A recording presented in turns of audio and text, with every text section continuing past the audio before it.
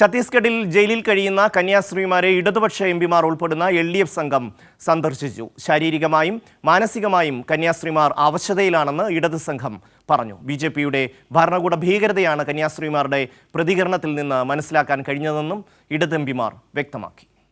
This is the most tortured condition for them. They are not well.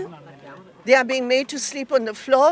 Both of them have serious health problems which are being aggravated of this wrong, toxic agenda of the BJP government here targeting Christians.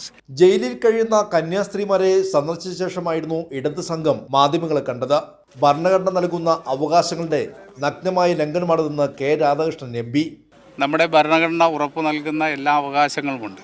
ആ അവകാശങ്ങളെല്ലാം തന്നെ കാറ്റിൽ പറത്തിയിരിക്കുകയാണ്. ഇവിടെ കൃത്യമായിട്ട് നേരത്തെ ഇവിടെ സൂചിപ്പിച്ച പോലെ agenda വെച്ചുകൊണ്ടാണ് ഗവൺമെൻറ്റുകൾ, പ്രത്യേകിച്ചും BJPയുടെ നേതൃത്വത്തിലുള്ള ഗവൺമെൻറ്റുകൾ പ്രവർത്തിച്ചുകൊണ്ടിരിക്കുന്നത്. അല്പമെങ്കിലും മാന്യത ഉണ്ടെങ്കിൽ കന്യാസ്ത്രീമാരെ മോചിപ്പിക്കാൻ BJP നടപടി സ്വീകരിക്കണമെന്ന് AA റഹീം MP. അമ്മടുത്തരം കാണിച്ചിട്ട് വെറുതെ വർത്തമാനം പറയുന്നത്, അതാണ് എൻ്റെ മറുപടി. ചോദിക്കട്ടെ, ഏതെങ്കിലും ഒരു അമ്മയോട് ഇങ്ങനെ പെരുമാറോ BJP? അല്പം ലജ്ജയുണ്ട്. എന്നിട്ട് വന്ന് ഷോ ഓഫ് വർത്തമാനം പറയല. ആ ഷോയും കയ്യിൽ വെച്ചിരുന്നത് BJPക്കാരൻ. അങ്ങനെ ഹൃദയഭേദകമായി കാഴ്ച കണ്ട നടുവിൽ നിന്നിട്ട് രാഷ്ട്രീയ വർത്തമാനം പറയാൻ BJPക്കാരൻ നിൽക്കരുത്. അല്പം മാന്യതയുണ്ടെങ്കിൽ ഇവരിവിടുന്ന് പുറത്തിറക്കണം. ജനങ്ങൾക്ക് വേണ്ടി സേവനം ചെയ്യുന്ന കന്യാസ്ത്രീമാരെയാണ് ഒരു കാരണവും കൂടാതെ തുറങ്കൽ അടച്ചിരിക്കുന്നതെന്ന് ജോസ് കെ മാണി MP. ഈ ഭരണകൂടം എന്തിന് ഈ ചുമത്തി എന്ന് പറഞ്ഞത് വളരെ പൊളിറ്റിക്കൽ മോട്ടിവേറ്റഡ് ആണ്. കന്യാസ്ത്രീമാരുടെ ആരോഗ്യസ്ഥിതിയിൽ വലിയ ആശങ്കയുണ്ടെന്ന് ആനി രാജയും PP സുനീർ MPയും പ്രതികരിച്ചു.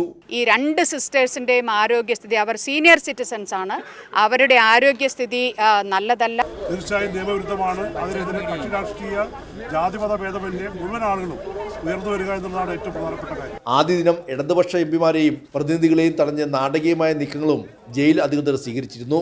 കന്യാസ്ത്രീമാരോടൊപ്പം അറസ്റ്റ് ചെയ്ത പെൺകുട്ടികളുടെ കൂടെ ഉണ്ടായിരുന്ന യുവാവിനെയും ഇടതുപക്ഷ സംഘം സന്ദർശിച്ചു. ശാരീരികമായും മാനസികവുമായും തളർന്നിരിക്കുകയാണ് കന്യാസ്ത്രീമാരെന്നാണ് LDF പ്രതിനിധി സംഘം പറയുന്നത്. ഇതിൽ ഏറ്റവും വലിയ സങ്കടമെന്ന് പറയുന്നത് അവർ ചോദിക്കുന്നത് തങ്ങളും ഈ രാജ്യത്തിൻ്റെ പൗരന്മാരല്ലേ എന്നുള്ളതാണ്.